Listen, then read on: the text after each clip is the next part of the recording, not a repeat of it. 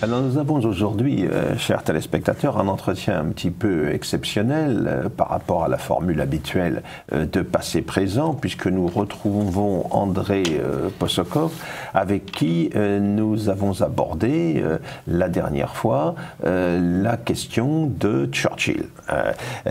Tout cela s'inscrit dans une branche particulière de passé-présent qui est celle de la réinformation historique.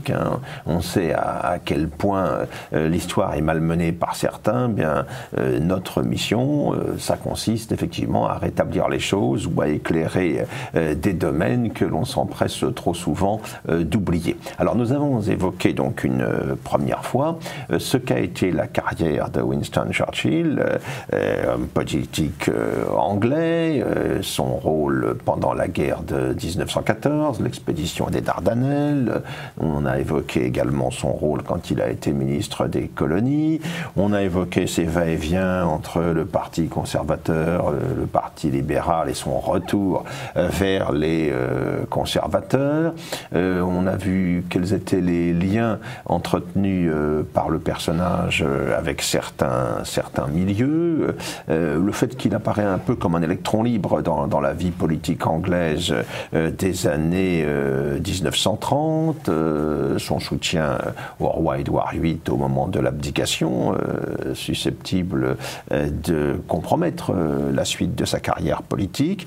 Et tout cela nous avait amené finalement au début de la Seconde Guerre mondiale, après avoir rappelé que Churchill, qui avait eu des faiblesses certaines pour Mussolini à une époque, en revanche a toujours été tout à fait hostile au nazisme, tout à fait hostile à Hitler, et pour cette raison, il a notamment condamné sans appel les accords de Munich, le compromis qui avait été accepté par Chamberlain en septembre 1938. Alors évidemment, les événements lui donnent raison l'année suivante. Le même Chamberlain va, après la mainmise allemande sur ce qui restait de la Tchécoslovaquie, le même Chamberlain va devenir un jusqu'au-boutiste, va adopter une attitude extrêmement dure vis-à-vis de l'Allemagne parce qu'il considère avoir été trompé, mais ces événements quelque part donnent raison à Winston Churchill. La guerre va se déclarer en septembre 1939 et on sait comment, le 10 mai 1940, eh bien c'est Churchill qui va récupérer le poste de Premier ministre au moment même où se déclenche la grande offensive allemande à l'ouest. Mais pour revenir un petit peu en arrière, André Posokov, vous qui avez travaillé de manière très approfondie sur cette question, quelle a été l'attitude, quel a été le rôle de Churchill au moment de la déclaration de guerre en septembre 1939 ? Alors, il faut rappeler que Chamberlain, effectivement, a retourné complètement sa position, qui est une position d'apaisement, lorsque Hitler a occupé Prague et la Tchéquie. Et il a donné une garantie pratiquement inconditionnelle à la Pologne, laquelle en a profité pour, sous l'égide du colonel Beck, leur ministre des Affaires étrangères, pour opposer une résistance complète à toute demande de Hitler, qui demandait en fait de récupérer Danzig, qui considérait à juste titre dans les faits purement nationaux, Danzig. Et qui était, il faut le rappeler, sous mandat de la Société des Nations. C'était une ville allemande à 100%, personne ne le contestait, mais il fallait un port pour la Pologne, au débouché du fameux corridor, pour qu'elle ait un accès à la mer. C'était une des grandes idées des vainqueurs de 1918. Alors, les Anglais et les Français ont voulu s'attirer les bonnes grâces et l'alliance des Russes. Pour cela, ils ont envoyé des seconds couteaux, général Doumerc et l'amiral Prax, par un paquebot particulièrement lent en Russie, où ils ont rencontré Molotov et Voroshilov, sans réellement mandat diplomatique et surtout sans l'assurance que les troupes soviétiques pourraient traverser la Pologne, ce que refusaient les Polonais, peut-être à juste titre également. Mais surtout, les Russes et les Soviétiques ont découvert la faiblesse des moyens anglais.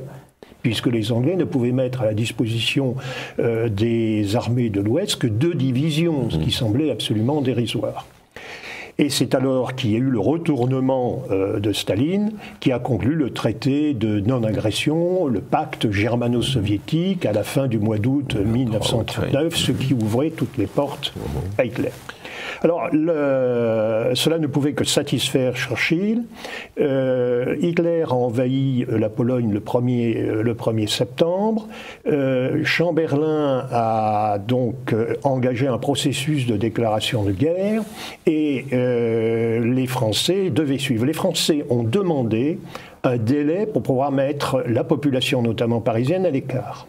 Et là, les Anglais ont été extrêmement inquiets, ils étaient en train de déclarer la guerre, ils ne savaient pas si les Français allaient suivre. Et Churchill, c'est dans Benoît Méchain et c'est dans les souvenirs de Gérard de Carbonnières,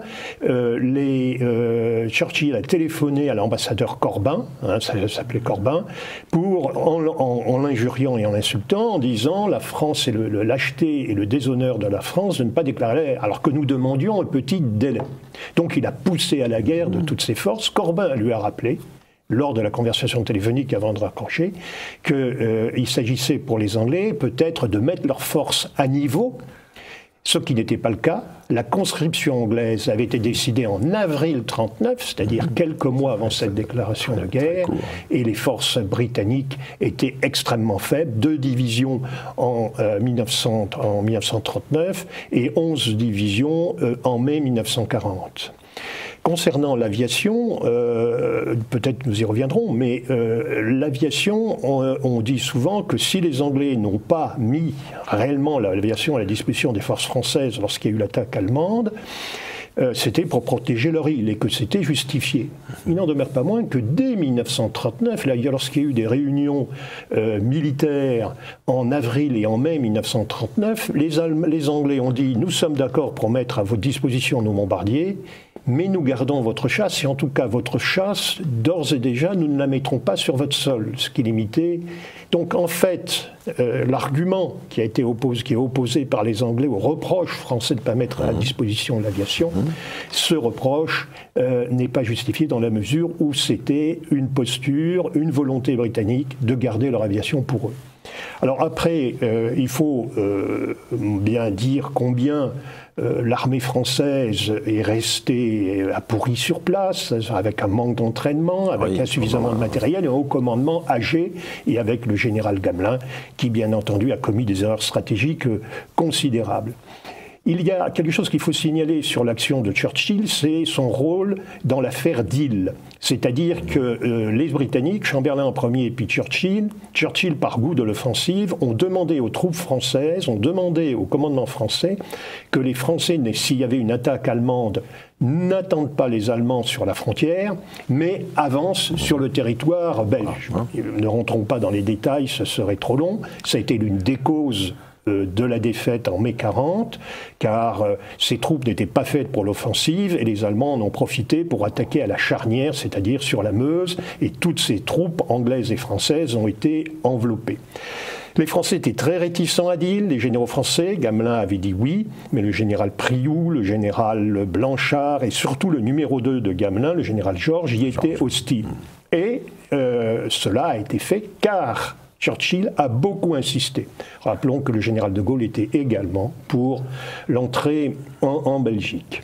La deuxième chose, c'est que les Britanniques ont demandé, Churchill le premier, à ce qu'il y ait un accord entre Français et Anglais.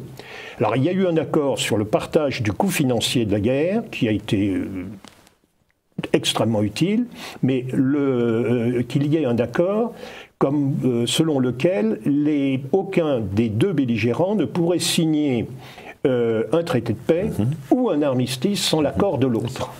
C'est ce qu'on avait fait en 1914 d'ailleurs avec les Anglais et les Russes. Et des discussions ont eu lieu en décembre, et Édouard Daladier, qui était président du Conseil à l'époque, assisté à Gamelin, avait refusé en disant nous ne sommes pas contre ce pacte, ce traité, cet accord, mais nous voulons savoir quels sont, à vous, Anglais, vos apports, votre contribution et votre aide. Et les Anglais ont toujours refusé, Churchill le premier. Pas voulu s'engager. Or, comme nous l'avons dit la dernière fois, Churchill avait créé une sorte de club avec des Britanniques comme Eden, Macmillan, Beaverbrook, et avec des Français, c'est-à-dire Reynaud, qui n'était que ministre des Finances du gouvernement Daladier à l'époque, avec Blum et avec Mondel.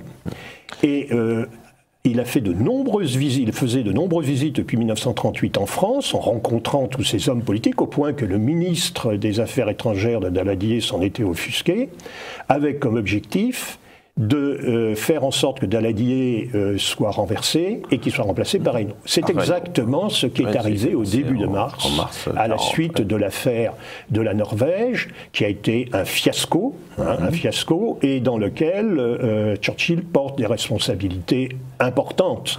Parce que si les Allemands ont attaqué la Norvège, c'est parce qu'il y a eu l'affaire d'Altmark, ce cargo allemand qui avait été saisi dans des zones neutres, et puis parce qu'il était évident que les Anglais voulaient occuper une partie de la Norvège pour couper la route du fer. Résultat, les Allemands ont attaqué à toute vitesse et ont conquis la Norvège. Lorsque Reynaud... Alors, Churchill, à ce moment-là, il a quelle fonction? Il était premier lord de l'Amirauté. C'est ça, il est de nouveau premier lord de l'Amirauté, comme en 1914. Voilà. D'accord. Chamberlain était toujours Premier ministre, mais l'homme actif était évidemment Churchill. Et c'est lui qui a intrigué, assisté de son âme damnée, c'est-à-dire Spears, le général Spears, pour renverser Daladier, dont une intrusion dans notre système politique. Et début mars, Reynaud a été élu président du Conseil à une voix de majorité, et Édouard Herriot, le président de la Chambre des députés, a dit « je ne suis même pas sûr qu'il ait eu sa voix de majorité ». Reynaud, qui était l'homme des Anglais depuis longtemps, très proche de Je crois qu'il faut insister là-dessus. Reynaud était effectivement très proche des Anglais. Il y a toujours eu dans la classe politique française des gens qui étaient étroitement liés à l'Angleterre, Clémenceau en son temps d'ailleurs, également. C'est intéressant de le rappeler, ça explique aussi le phénomène de ce qu'on a appelé la gouvernante anglaise pendant l'entre-deux-guerres, qui faisait que la France ne faisait rien sans le feu vert de Londres. Tout à fait. Tout à fait. Cette dépendance de la politique extérieure française, de la politique militaire française à l'égard de l'Angleterre a été une catastrophe. Je crois nous pouvons en tirer aujourd'hui des leçons d'actualité. Donc, dès que Reynaud a été il est nommé président du Conseil, il a tout de suite conclu un accord avec les Britanniques, qui avait pour but, effectivement, sans que les Anglais précisent leurs devoirs propres et leurs contributions, interdisent à l'un et l'autre pays de signer un traité de paix, un armistice sans l'accord de l'autre. Mais le fait que l'on ne puisse pas signer un armistice faisait que s'il y avait une défaite, on ne pouvait signer qu'une capitulation. Et c'est éventuellement ce que voulait, si les choses tournaient mal, Churchill. Ce que voulait Churchill, c'était que les pays, si les pays sont battus, et il savait que tous les pays seraient battus, y compris la France, il avait des informations de la part des services secrets sur ce point, tous les chefs d'État européens continentaux aillent en Angleterre pour diriger une résistance. Et c'est ce qu'ont fait les rois de Norvège et beaucoup des Pays-Bas, les Pays-Bas, la Tchéquie, le gouvernement polonais. En exil. Et il faut voir que cet accord, dont les Anglais se targueront et qui jouera un rôle important par la suite, n'a été pas signé, et il n'a surtout pas été approuvé par ni la Chambre des députés, ni par le Sénat. Et à ce titre-là, il n'avait qu'une valeur purement verbale. Et c'était, lorsque Daladier a appris ça, il était effondré et furieux en disant « ils ont tous cédé ». Et c'est un homme donc, qui dépendait des Anglais, qui a signé ce traité, qui avantageait beaucoup l'Angleterre, au détriment de la France, qui a porté 90% de l'effort militaire. Effort insuffisant, effort critiquable, mal organisé, mais effort quand même. Voilà.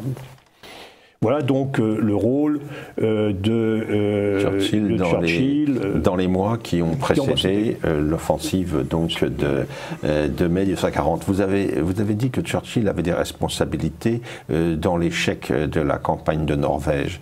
Est-ce que l'on peut Je crois que l'échec est celui des Alliés. C'est aussi profondément un échec anglais. Concernant les Français avaient, et notamment Gamelin avait voulu que les Français soient sous les ordres des Britanniques, ce qui fait que le débarquement à Naxos a été une faillite complète. Le seul rattrapage a été celui du débarquement à Narvik sous les ordres du général Bétoir, qui a été un succès, mais tout ça s'est passé fin mai, début juin, et à un moment donné, il a fallu rapatrier les troupes. C'est ça, il y avait l'offensive à la grande. Je crois que la responsabilité de Churchill est dans son mépris de la des pays neutres, de la neutralité des pays, parce qu'il n'y a pas eu que la Norvège, il y a eu d'autres pays dont il voulait violer la neutralité.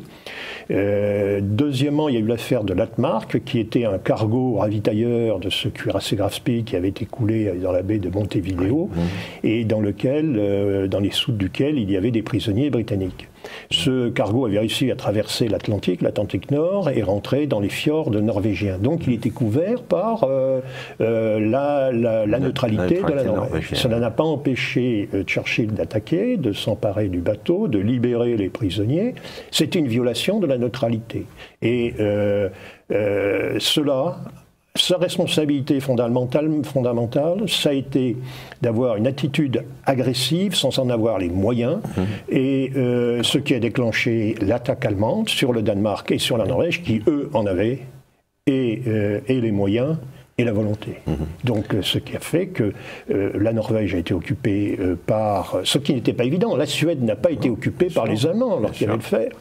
La Norvège a été occupée par les Allemands, et le fait d'avoir les fjords comme refuge permettait aux sous-marins et aux cuirassés allemands d'attaquer tous les convois, notamment ceux qui ravitaillaient les soviétiques à Mourmansk. C'est là que se réfugiera le Tirpitz plus tard, et puis donc c'était des bases de sous-marins vers l'Atlantique Nord, et puis également des bases aériennes qui permettaient de frapper plus facilement l'Écosse, par exemple. Donc ça a vraiment été, cette affaire de Norvège a eu un bilan vraiment complètement négatif pour les Alliés.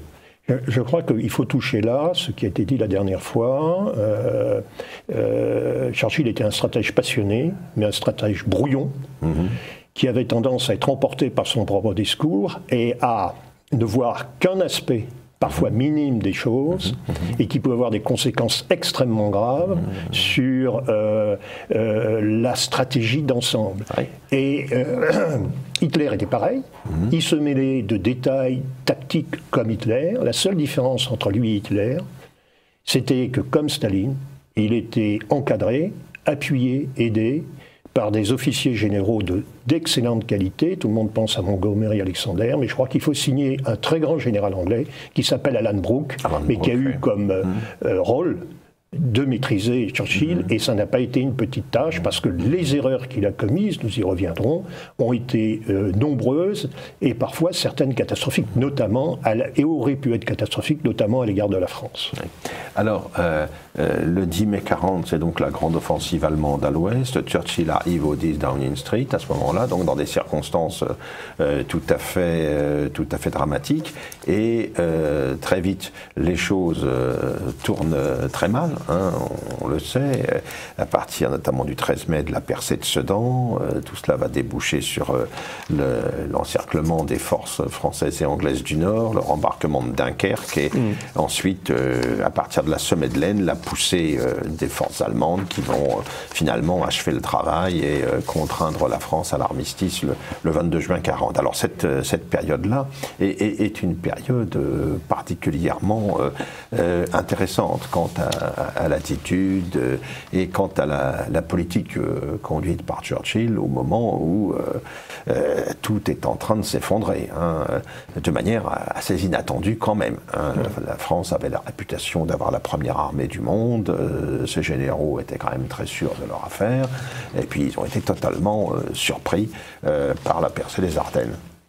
Alors, très brièvement, pourquoi cette défaite? Il y a d'abord la manœuvre d'Ille, dont nous avons parlé tout à l'heure. La Dyle, c'est une petite rivière en Belgique, oui, vous avez raison, qui a donné son nom donc, à l'opération, à la manœuvre prévue par les Alliés. L'idée était de faire avancer 4 armées, 3 françaises et l'armée et le British Expeditionary Force, c'était les meilleures troupes en Belgique, et qu'elles se collent sur la Dyle, qui est quand même une rivière relativement avancée. On avait pensé à l'Escaut, mais ça n'avait pas pensé suffisant. Pour cela, il fallait l'aide des Belges.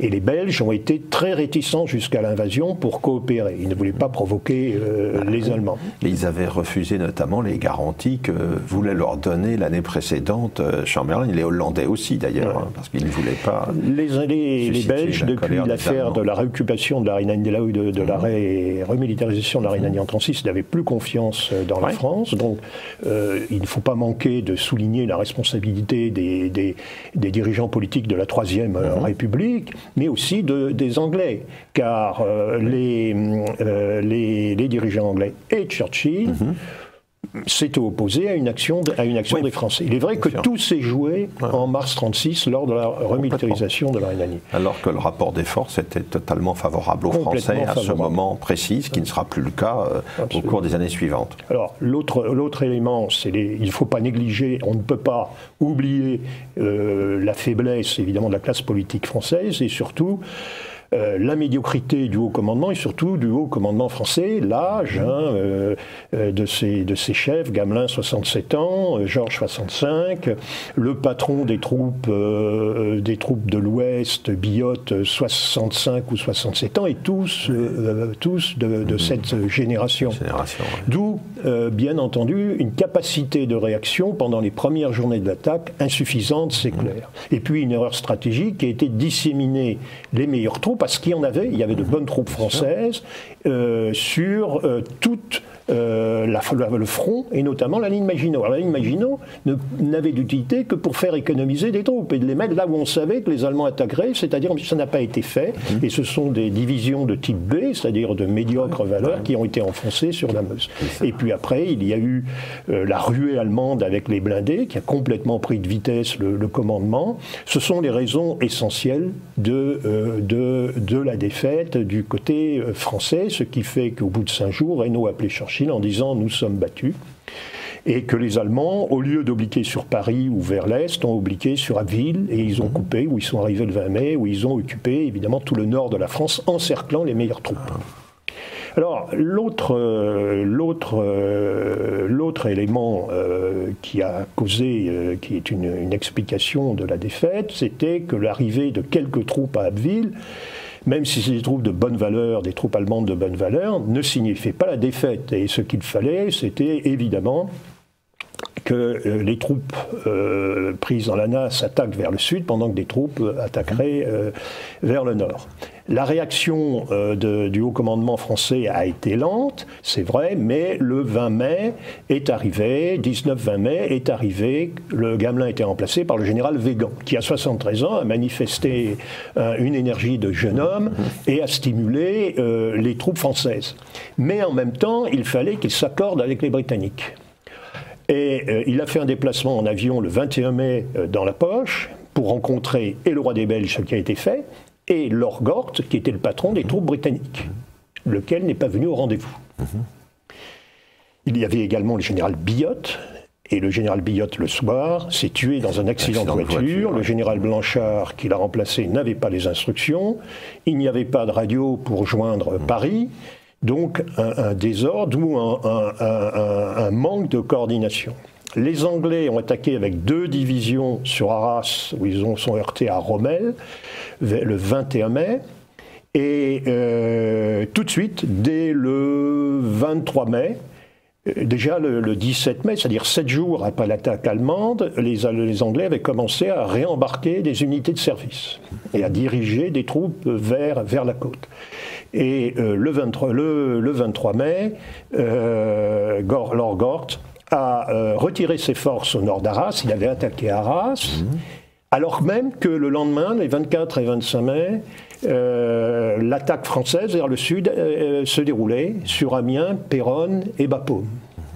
Et ce retrait des forces britanniques a condamné cette contre-offensive qui, si elle avait réussi, il faut voir aussi tous les atermoiements de l'attaque française, aurait peut-être permis de rétablir le contact entre les unités du Nord et le reste de l'armée française qu'on essayait de rameuter à toute allure. Et là, c'est ce que David Irving appelle clairement dans son livre la grande trahison de Lorgort. La duplicité de Lorgort, c'est un auteur anglais qui le dit, car il a décidé de retirer ses forces dès le 23 mai, et le 24 et le 25 mai, de retirer les forces de 50 km. De la sorte, il ouvrait les flancs de l'armée belge et de l'armée française aux attaques allemandes. Dieu merci, les Allemands, pour une raison qui n'est toujours pas claire, ont arrêté leur attaque le 24 mai, mais l'ont repris le 26. Donc ces retraits anglais ont été faits. Alors, David Irving dit que Lorgort n'avait pas averti Churchill, j'en doute beaucoup, et ce retrait anglais a été fait sans avertir les Français. Donc les Français, à chaque fois, étaient pris de vitesse, à la fois par les Allemands à cause de la vivacité de l'attaque, et par les décisions de repli des Britanniques. Donc il y a eu un lâchage complet, et Churchill ne pouvait pas l'ignorer. Donc les Anglais, le 26 mai, ont décidé de faire l'opération Dynamo, c'est-à-dire d'abandonner leur matériel et de rapatrier leurs troupes en mobilisant tout ce qu'ils pouvaient mobiliser. Ce qui pouvait flotter. Ils n'ont pas averti les Français, parce que les Français croyaient que l'on allait constituer un camp retranché autour de Dunkerque. Et d'ailleurs, ce qui restait de la première armée sous les ordres du général Molinier s'est battu à Lille, protégeant ainsi la retraite. Et lorsque les Anglais ont embarqué, ce sont des unités françaises, général Falgade, qui ont protégé ce retrait. Mais il n'était pas question au départ de réembarquer les Français. Et c'est le futur amiral Offand qui faisait une liaison à Dunkerque, au point de vue maritime, qui s'est trouvé face à des gens qui partaient, qui s'en allaient, et qui a découvert que les Anglais étaient en train d'abandonner le front. En même temps, Reynaud réclamait de l'aviation. Très peu d'aviation a été accordée à la France, alors même que nous étions Français chargés d'avoir une armée de terre, mais que nous n'avions pas appuyé suffisamment, bien entendu, sur le développement d'une aviation. C'était aux Anglais de le faire. Et lorsque ça s'est mal passé, ils ont gardé leur aviation pour eux et retiré leurs troupes. Les fameux Spitfire gardés en réserve pour la suite. Oui. Donc, où en sommes-nous lorsque les troupes britanniques, il y a eu 300, globalement, il y a eu un peu plus de 300 000 personnels évacués, plus de 200 000 Anglais et 110 000 Français. C'est ça. Et les Anglais ont embarqué les premiers, à un moment donné on a embarqué tout le monde, parce que la marine française est arrivée à la rescousse, et lorsque tous les Anglais que les Anglais pouvaient embarquer ont été embarqués, ils ont arrêté. Il a fallu l'insistance de Reynaud pour qu'on continue. Il faut voir que l'attitude, puisqu'il y avait quand même, lorsque les choses sont mal passées, Churchill est venu en France, il a été très étonné de voir que nous n'avions pas de réserve, mais elle était où les réserves? C'était la 7e armée qui avait attaqué, qui était dans la Nasse en Belgique. Et s'il n'y avait pas eu cette affaire belge, nous aurions eu les réserves qui auraient pu s'opposer à la... Il porte une responsabilité aussi dans cette affaire. La duplicité de Churchill, David Irving dit qu'à partir de ce moment-là, les réunions avec les Français étaient truquées. À Londres, Churchill ne pouvait pas ne pas être averti et il donnait les ordres pour que l'on retire les troupes anglaises. Lorsqu'il venait en France participer aux réunions, il assurait les Français de son appui et il poussait les Français à combattre. Il faut voir aussi que l'attitude des Britanniques a eu pour conséquence, et toujours sous la férule de Churchill, que les Belges ont capitulé le 28 mai. Et le roi des Belges est resté, il a été resté prisonnier dans son château. Donc d'un seul coup, les Français se sont retrouvés avec une armée battue, sans aviation suffisante, malgré le courage de l'armée de l'air, avec les Anglais qui avaient quitté, il ne restait plus grand-chose en France comme troupes, on peut y revenir, sans alliés, les Hollandais avaient capitulé au bout de 2 jours, et d'un seul coup, les Français se retrouvaient avec une quarantaine, 50aine de divisions en très mauvais état face à 3 fois plus de divisions allemandes gonflées à bloc avec des blindés et de l'aviation. C'était donc la situation à ce moment-là dans laquelle les Britanniques et surtout Churchill portent une responsabilité, mais il ne faut pas négliger, on ne peut pas écarter la responsabilité des politiques et des hauts militaires français. Ça c'est clair, hein, il ne s'agit pas de... Mais la responsabilité britannique est très importante, et surtout il y a une chose qu'a dite le président de la République, Lebrun, au procès du maréchal Pétain en 1945, il a dit, à partir du moment... Alors, venant de Lebrun, qui n'était quand même pas un foudre de guerre, c'était étonnant, mais il l'a dit. Mais il était un des rares à l'avoir dit. À partir du moment où un allié qui a conclu un traité, un pacte, un accord, retire, ne fournit pas tous les efforts pour aider son allié à combattre, mais retient une partie de ses forces pour sa propre sécurité, il peut toujours invoquer un papier d'ailleurs non signé, mais il n'a plus la force morale, l'argument moral pour le faire respecter. Et je crois que c'est autour de cela que tout a tourné, car les Anglais, à partir de ce moment-là, vont invoquer cet accord pour exiger que les Français continuent le combat et surtout continuent le combat et surtout le continuent éventuellement en Afrique du Nord. Et il a fallu que les Français demandent l'autorisation de signer un armistice. Il y a eu un temps le projet du réduit breton aussi. Alors le réduit breton, il faut citer le général de Gaulle, mais le réduit breton, il fallait des mois. Bien sûr. Avec de bonnes troupes, installées à une sorte de ligne Maginot du côté de Rennes. C'était... Vous savez, pendant la drôle de guerre, il y avait un plan français, pas très élaboré, mais d'attaque de l'Union soviétique.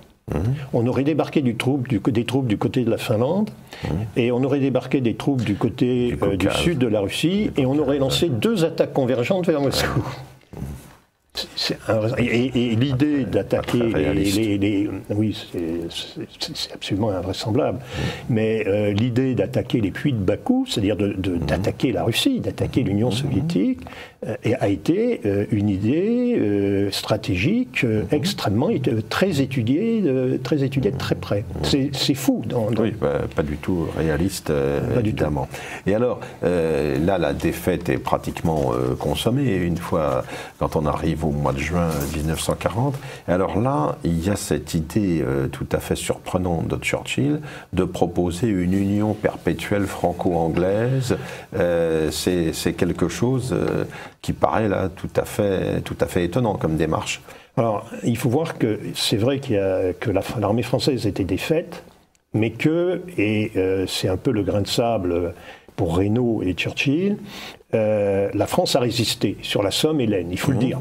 Bien sûr, à partir du 5 juin, ça a été ce qui a été appelé la bataille de France, sous le commandement de Weygand, et que la résistance... À 1 contre 3, il faut le rappeler. Oui. Et la résistance n'a pas duré longtemps, mais les combats ont été extrêmement violents, avec des troupes françaises regonflées, parce qu'il y avait un chef, mais évidemment trop tard. Quelle a été la contribution des Britanniques? La contribution des Britanniques, c'était une division, une trentaine de chasseurs et quelques bombardiers. Le 7 juin, des sénateurs ont demandé à Reynaud d'exposer devant le Sénat quel était le volume de l'aide britannique. Reynaud a informé les Anglais, informé Spears, et Churchill et Spears s'y sont opposés. Ce qui fait que Reynaud a obtempéré et n'a pas donné, ça aurait été beaucoup trop dur, un peu voilà, accablant. Voilà. Donc il y a eu cette résistance, et puis après ça a été la débâcle. Ne revenons pas là-dessus, ça prendrait trop de temps. Et je crois qu'il faut bien voir que les réunions se sont succédées. Je pense qu'il faut en citer 2. Une le 11 juin, où Churchill était présent, et où Weygand a exposé la situation de l'armée française. Et Churchill a dit, mais écoutez, il faut continuer à se battre. Je propose que l'on se batte dans Paris, ce qui aurait réduit Paris en cendres. Alors Paris a été déclaré après ville ouverte, peu de temps après. Et deuxièmement, il faut continuer à se battre et il faut pratiquer une guérilla. Or, le maréchal Pétain, qui avait été intégré dans l'équipe gouvernementale, est intervenu en disant c'est la destruction finale du pays. Et il faut citer aussi, le soir, il y a eu un dîner. Et lors du dîner, Churchill a dit au maréchal Pétain, monsieur le maréchal, en 1918, en mars 18, lorsque les Allemands ont attaqué en Picardie, rappelez-vous, nous en sommes sortis, vous nous avez aidés et nous avons gagné. Et Pétain froidement lui a dit, en 18, vous étiez enfoncés, je vous ai envoyé 40 divisions, aujourd'hui c'est nous qui sommes enfoncés, où sont vos 40 divisions? Et là il y a une coupure entre Churchill et Pétain. Silence, oui. Je pense qu'il y a là, de la part de Churchill, l'homme au cœur tendre, comme dit Stéphane Bern, une abjection complète. Il a retiré ses troupes. Il ne veut pas donner l'aide de son aviation, ce qui est compréhensible à ce stade de la guerre, ce qui est parfaitement compréhensible, mais il exige l'application de ce traité, de cet accord, et il veut que la France continue à se battre pour que lui gagne du temps, quelles que soient les conséquences. Je crois que c'est une abjection et que cette abjection n'est pas assez soulignée.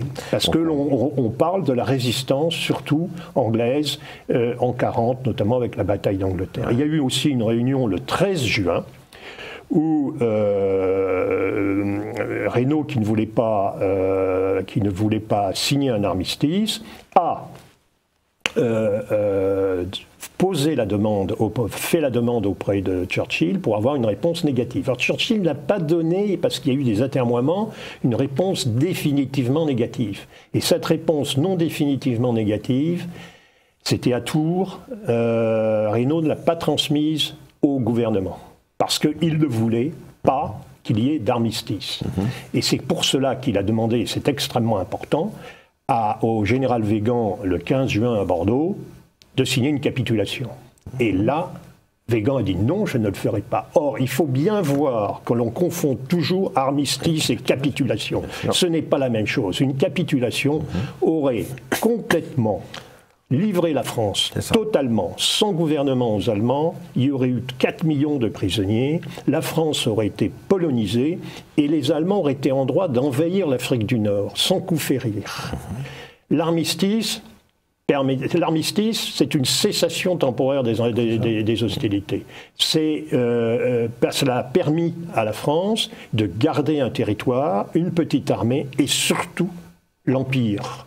Et ça, c'est extrêmement important. Or, dans le plan de Reynaud et de Churchill, une capitulation était préférable parce que Reynaud aurait quitté la France et se serait installé en Angleterre comme un résistant. C'est la place que lui a prise le général de Gaulle. Et c'est la résistance sur la Somme et l'Aisne de début juin qui a été le grain de sable parce que du fait de cette résistance, Reynaud ne pouvait pas partir. Il n'aurait plus été un résistant, il aurait été un déserteur. Et c'est à l'occasion des différents voyages du nouveau sous-secrétaire d'État à la Défense, le général de Gaulle, que effectivement, voyons comment les choses tournaient, et sous l'inspiration de Jean Monnet, il y a eu cette proposition de fusion entre les deux pays, qu'a transmise le général de Gaulle à Paul Reynaud le 16 ou le 17 juin, le 16 juin, et ce qui a été refusé.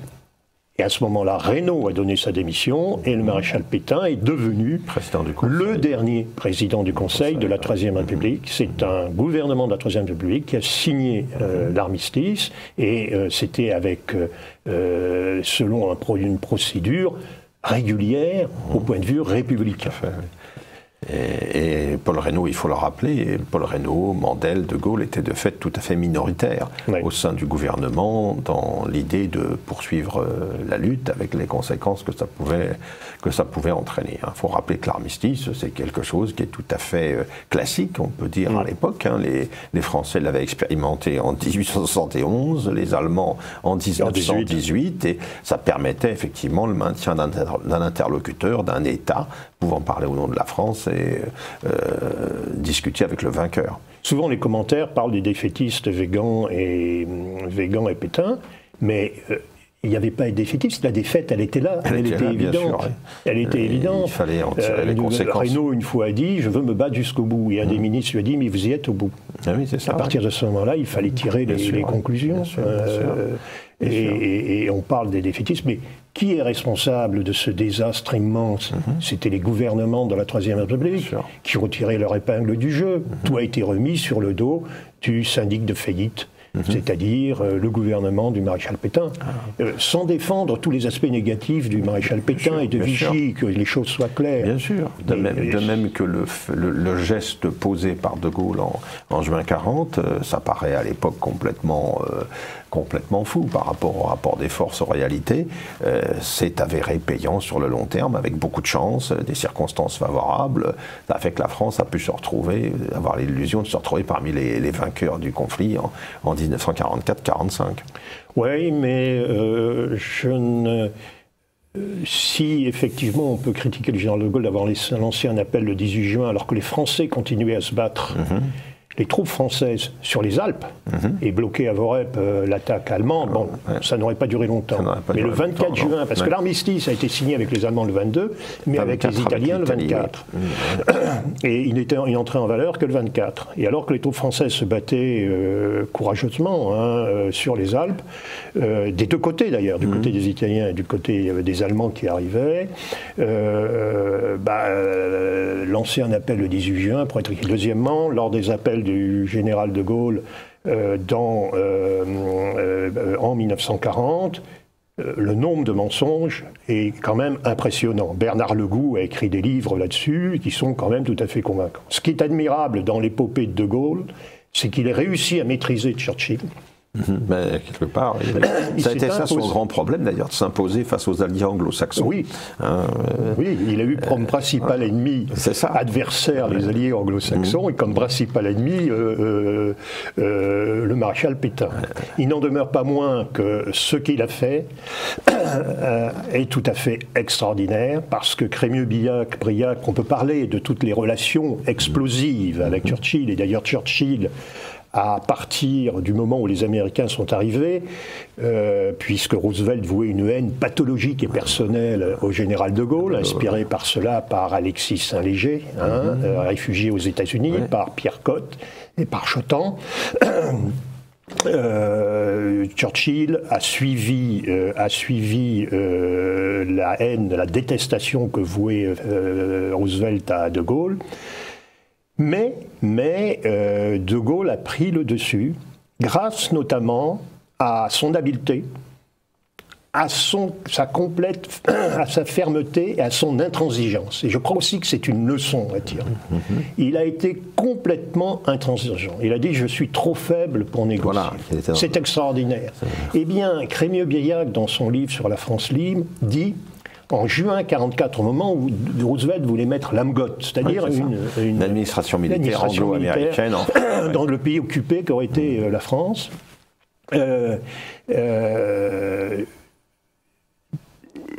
Churchill en Angleterre s'est retrouvé tout seul face à De Gaulle. Et De Gaulle avait pour lui Eden, c'est-à-dire le Foreign Office, qui nous a beaucoup aidés. Il a eu les travaillistes pour lui, Attlee et Bivin. Il a eu la presse, il a eu l'opinion publique. Ce qui fait que Churchill a été obligé de céder. Et Crémieux-Briac ajoute autre chose. Si l'AMGOT n'a pas été mise en place, c'est parce que les Alliés, notamment le commandement allié, Eisenhower, étaient demandeurs.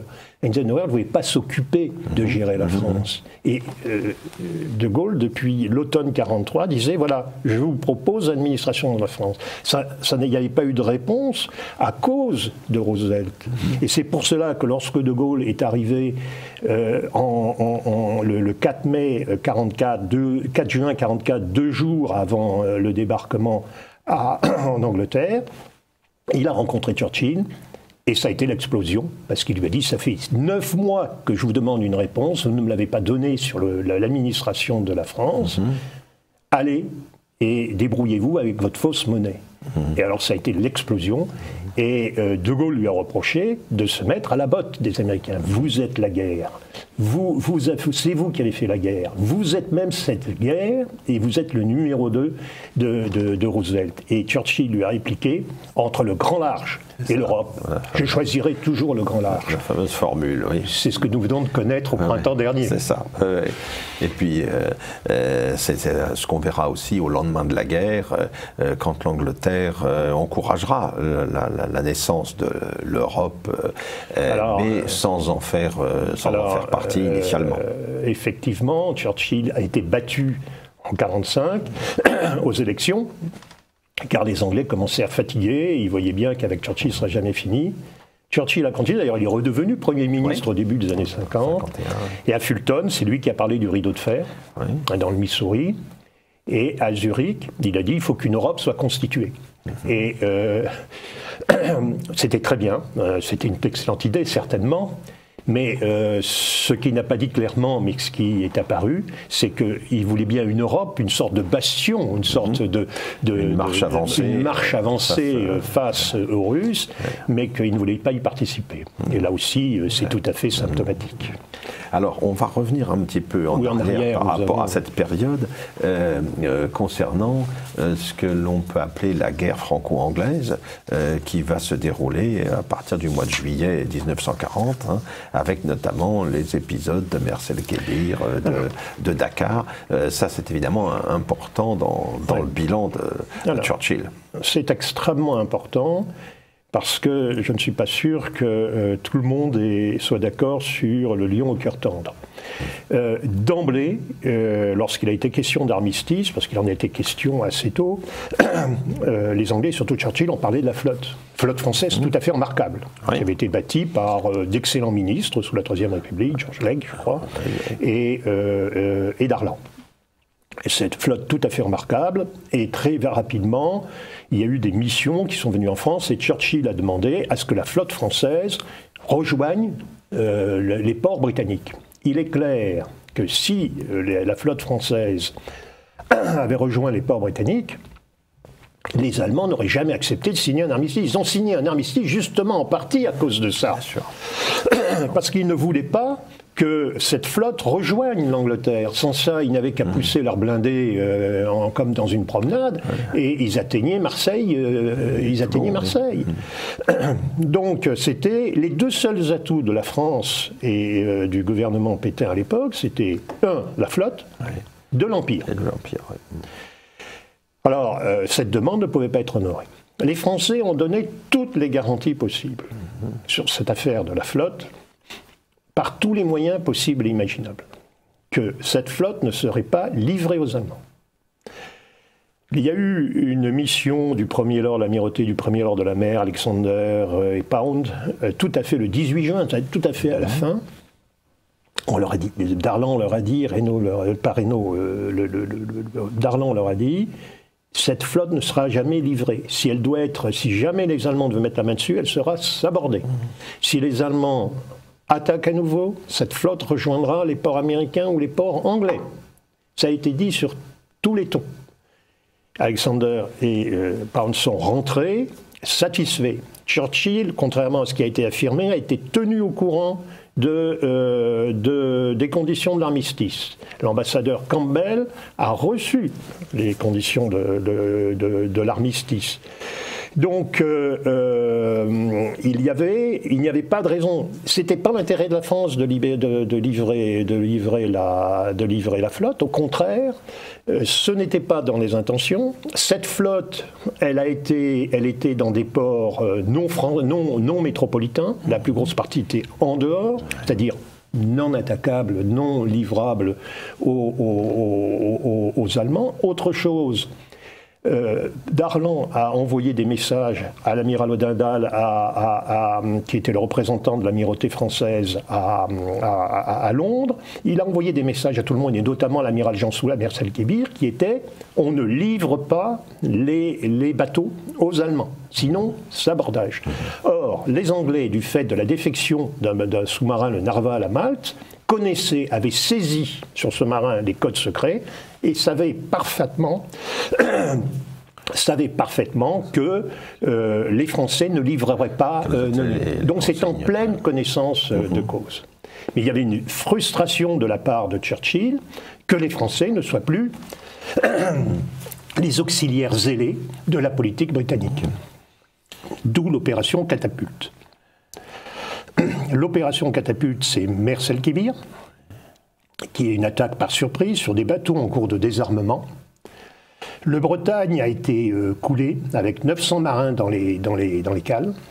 Et on a retrouvé certains de ces marins qu'en 1956, lorsqu'on a réussi dans le port de la Mers-el-Kébir, comment dirais-je, reprendre le bateau pour le mettre en morceaux. 900 marins, c'est-à-dire dans des conditions analogues à ce qui s'est passé à Pearl Harbor, qui avait été stigmatisé par Roosevelt sous le nom d'infamie. C'était criminel et inutile et dangereux, parce que certains à Vichy ont voulu déclarer la guerre à l'Angleterre. Pétain et Baudouin s'y sont opposés. Mais ça a failli frôler. Bien sûr, oui. Alors qu'est-ce qu'il y a eu d'autre? Il y a eu la saisie des bateaux qui étaient dans les ports anglais, puisqu'il y a eu l'évacuation, par surprise. Et surtout, tous les marins ont été internés dans des conditions proches des camps de concentration. Ils n'ont été restitués à la France que dans l'automne. C'est également criminel. Hein. Il y a des gens qui ont été... Il y a eu l'attaque de Dakar, oui. Mais qui a été renouvelée en septembre. Oui. Il y a eu à Alexandrie des bateaux qui ont été immobilisés, mais grâce à l'entente entre l'amiral Cunningham et l'amiral Godefroy, les bateaux ont été immobilisés mais n'ont pas été détruits. Et tout cela s'est suivi par, pendant 2 ans, par le conflit de Syrie et l'attaque de Dakar. Et après, en 1942, Madagascar. Alors voilà donc un tableau extrêmement complet de cette période très complexe des années 1940. Merci beaucoup André Possokov de tous ces éclaircissements qui donnent effectivement du personnage de Churchill une image un petit peu différente de la géographie à laquelle on est habitué.